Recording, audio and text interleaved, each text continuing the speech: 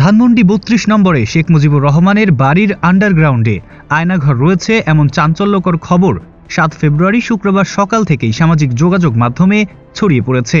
দাবি করা হচ্ছে সেখানে মানুষের মাথার চুলও পাওয়া গেছে।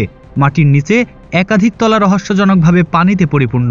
এই বাড়ির নিচতলার ৫ তলা কাঠামোতে আওয়ামী লীগ তাদের নিজস্ব বাহিনী দিয়ে আরেকটি আয়নাঘর তৈরি করেছে।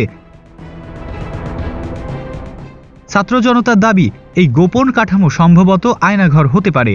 সেখানে গোপনে নির্যাতন চালাতো শেখ হাসিনার বাহিনী, ডিজিএফআই এবং ডিবি। আয়নাঘরের আড়ালে হাসিনা ও তার দল আওয়ামী লীগ আরেকটি নতুন আয়নাঘর তৈরি করেছে। সামাজিক যোগাযোগ মাধ্যমে এই বিষয়টি নিয়ে ব্যাপক আলোচনাও চলছে। তদন্তের মাধ্যমে এর সত্যতা যাচাই করা প্রয়োজন।